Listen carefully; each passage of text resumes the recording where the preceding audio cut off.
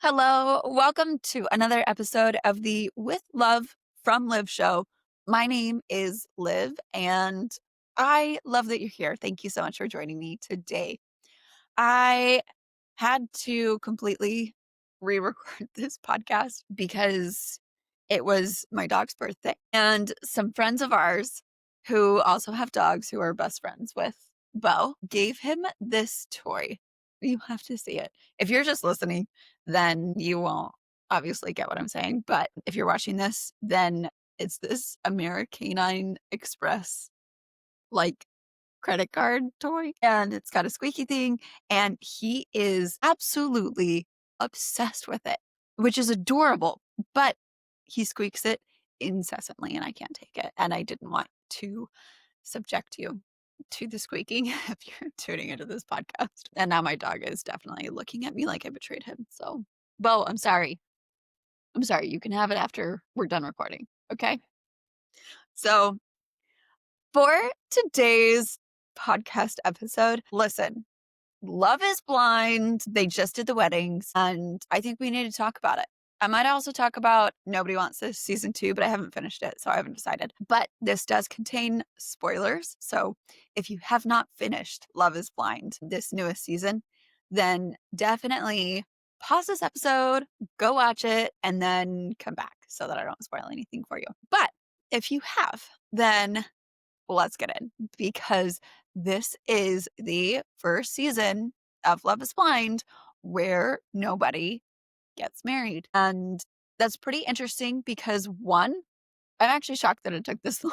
I am floored at some of the couples that said yes at the altar in past seasons. But it this was kind of always going to be the ultimate fate of the show, because I think we all realize that in America in 2025, at least, there just aren't really people agreeing to get married to someone without seeing what they look like and without being able to feel sexual chemistry and physical attraction to someone. And so honestly, I think the couples who did get married, who did say yes from this experiment, honestly, I think they were just lucky. Like, I think it is pure luck that they chose someone that they also were attracted to, because if they were not, they did not get married, which I think is the real reason why Allie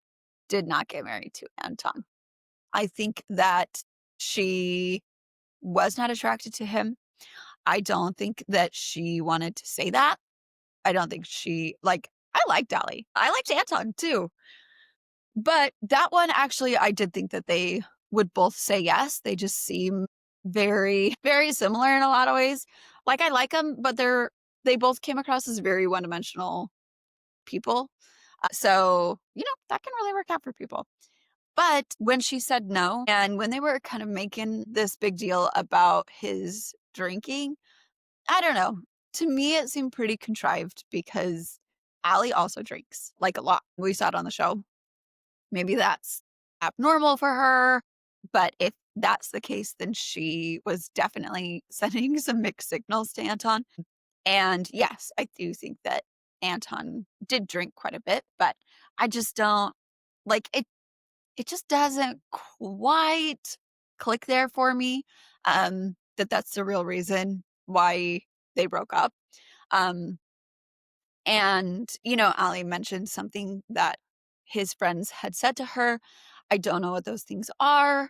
Um, I turn on Love is Blind while I'm like working. So I do not pay attention to all of the details all the time. But from the general gist of the show, that's my best guess, is she actually was not attracted to him and she ultimately wasn't going to get into that relationship. So, but you know what?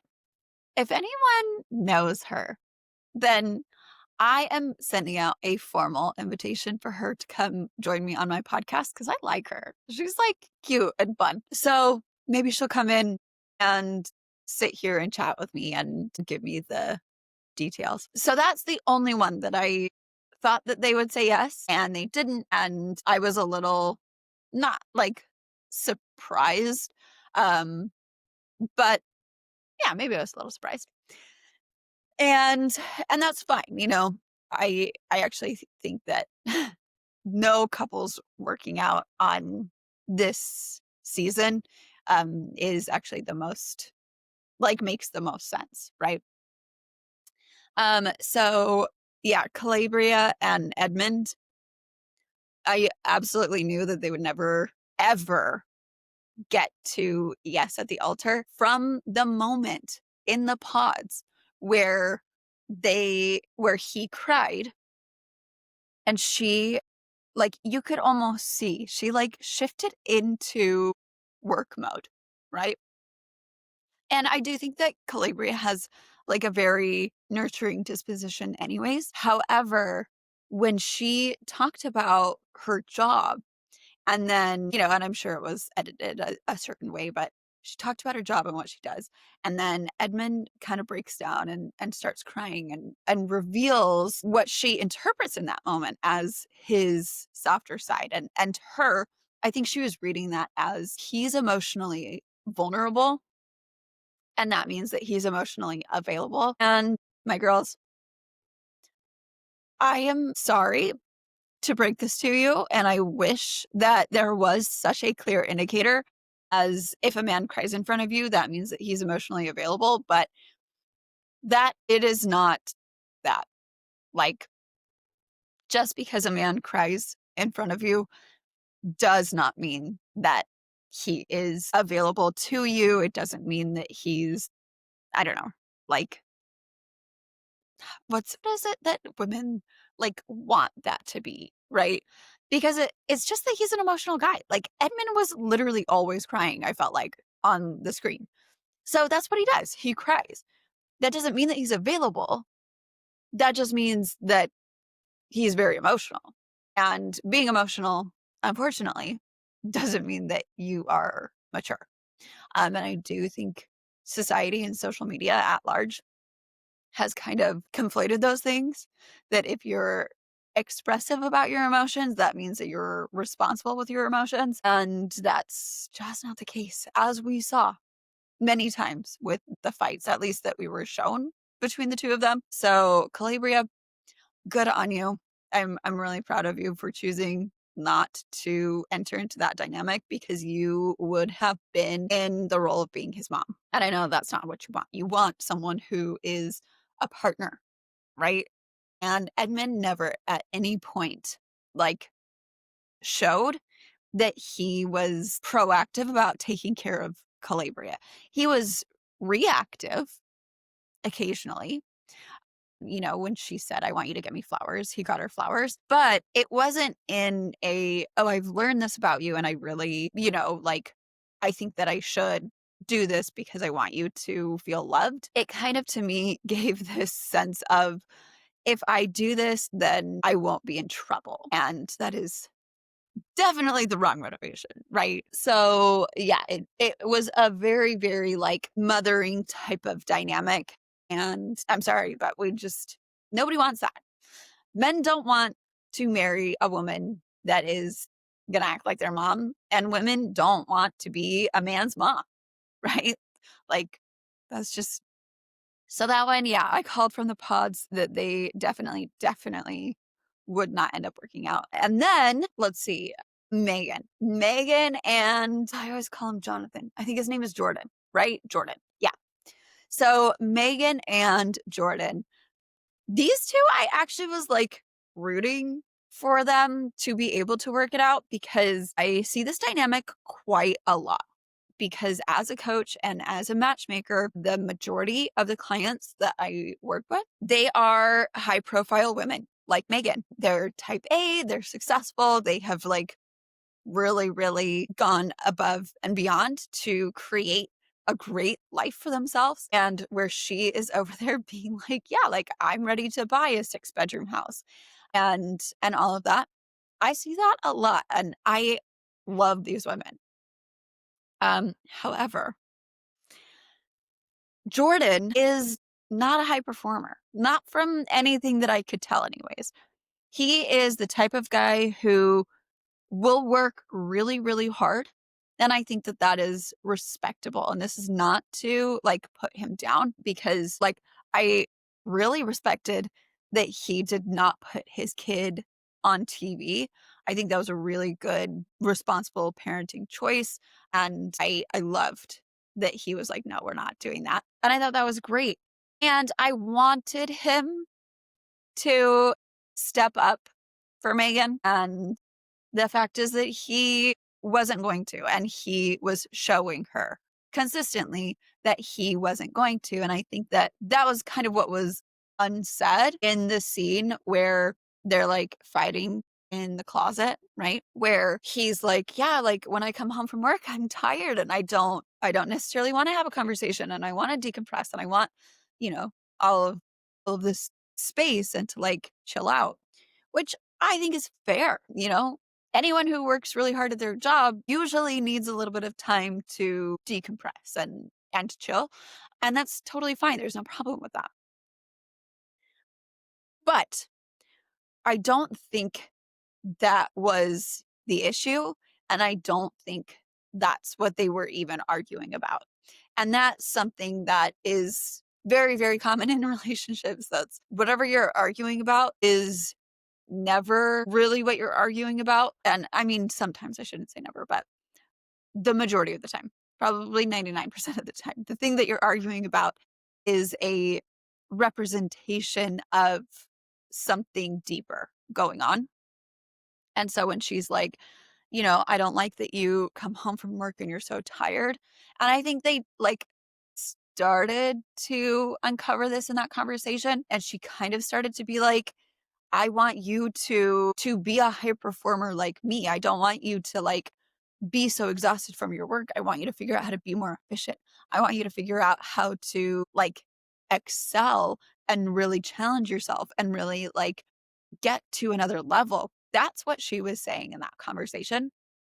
And he was saying, no, I don't want to. I work hard. I've gotten to a place where I feel comfortable and I don't want to do more than this. Right. And I think that there could be, millions of reasons why. And that's neither here nor there. But the core of their disconnect was that she's a high performer and he's not. He has a clear stopping point, and it's where he is. And she wanted it to be a team effort for them to, rise together and to really build a big life. And I think that's part of what she was saying with, I want to buy this 6-bedroom, like $1.5 million home, which that's amazing. Who's getting a 6-bedroom house for only 1.5 million?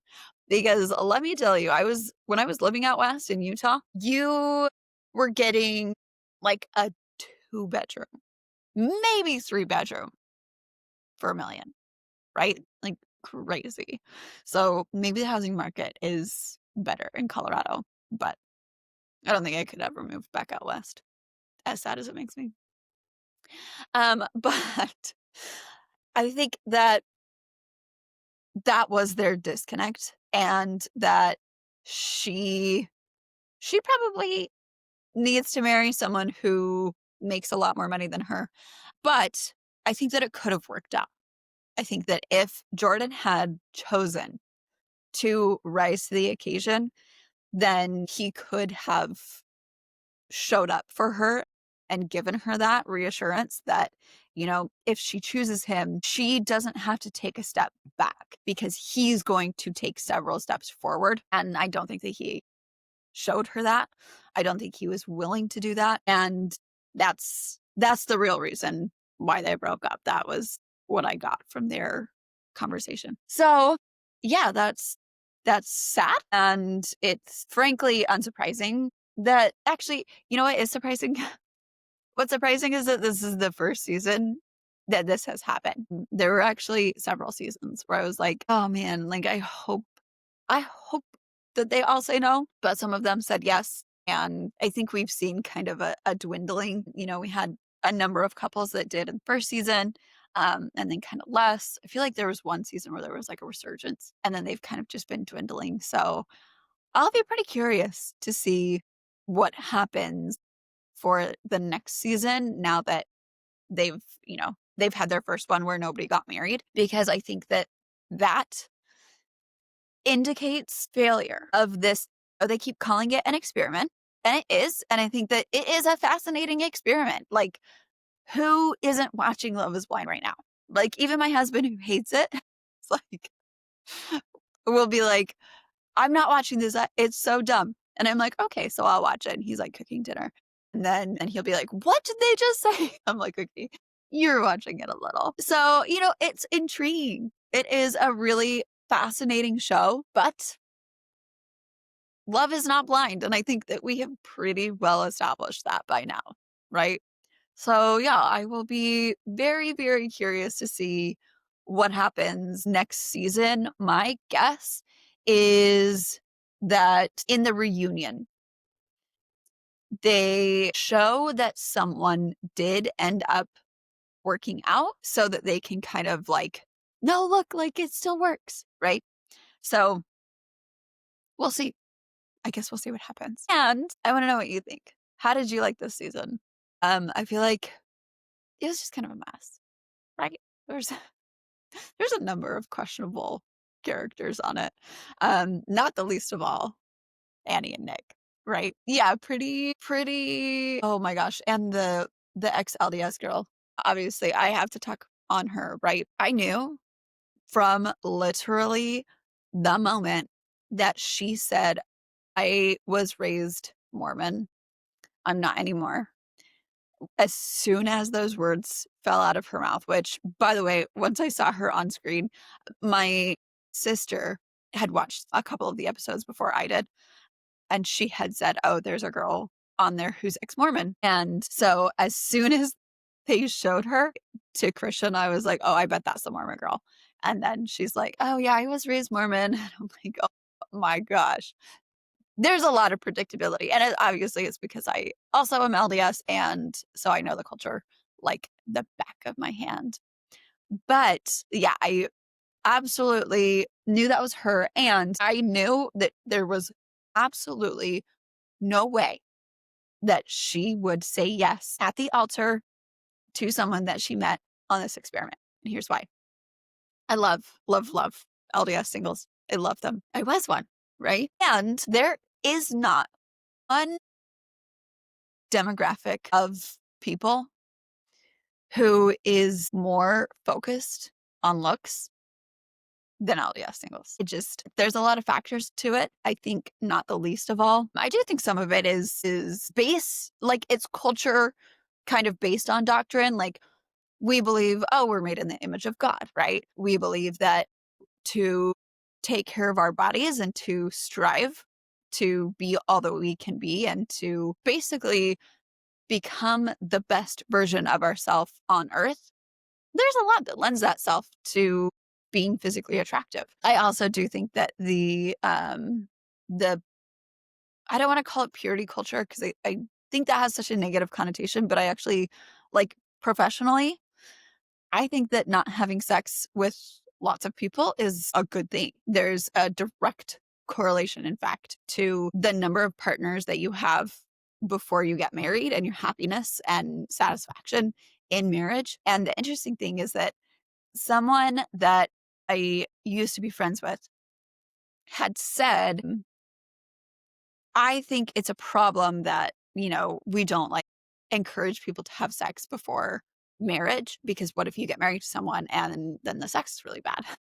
Which she was saying it right after she got married. And I'm like, oh no, are you telling me something? But I think that I know that statistically, the less partners you have before you get married, the happier you are with your partner, the more satisfied you are in your marriage. And, I could probably do a whole entire podcast episode on that alone. But I do think that the abstinence that is taught in the LDS church does also there's a lot of pent up tension that people have that they work out at the gym. I know because I did it.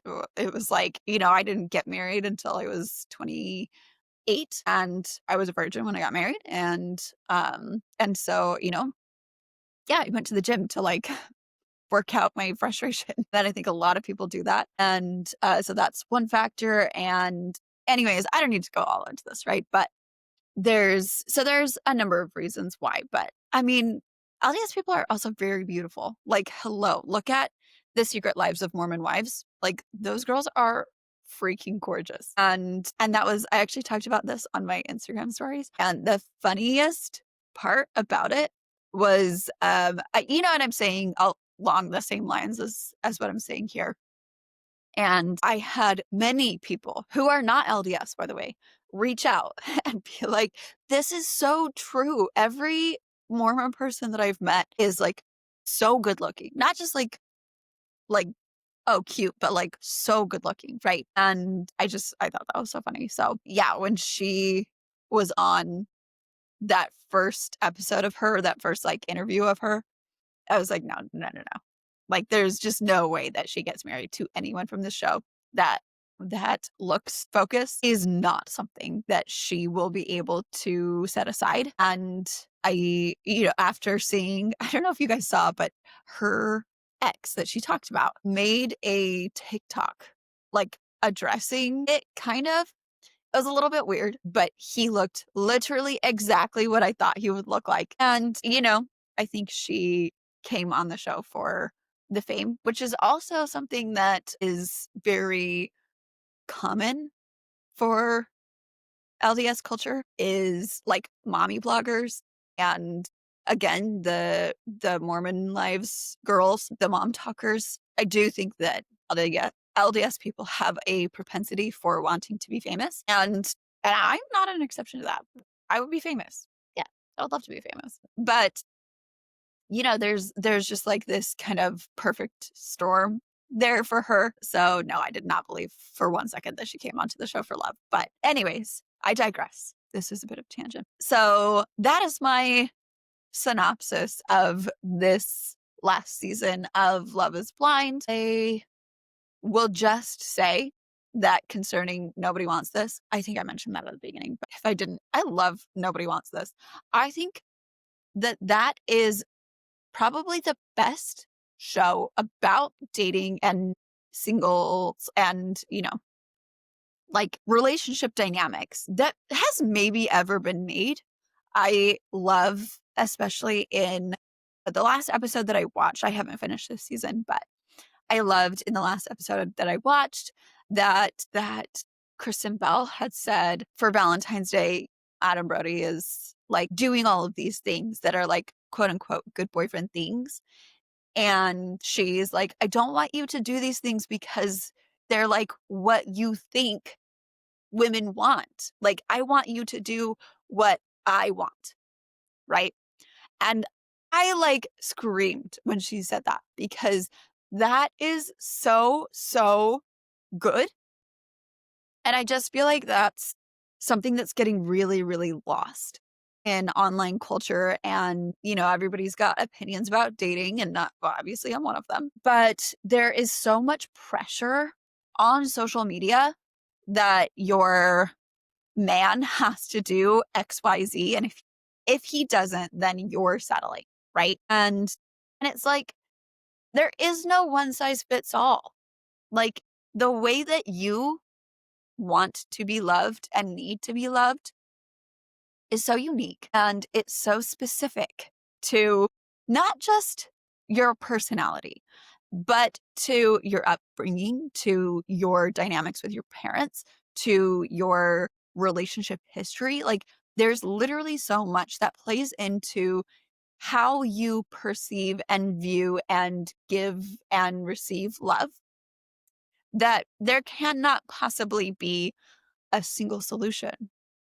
And so for her to just express that, and I think express that in a really clear, concise way, where she's like, you're such a good guy. And I love that you think that these are all good things to do, but it's not what I want. I want you to love me how I want to be loved. And I was just like, oh my gosh, that's so great. I love that. Right? More of that. More of that on our TVs, please. So that's all I'll say on that. And that's all I have for today. So thank you for tuning in. I love you. Thank you for being here. Thank you for tuning in and hanging out with me for half an hour of your day. I love you. I'll talk to you soon.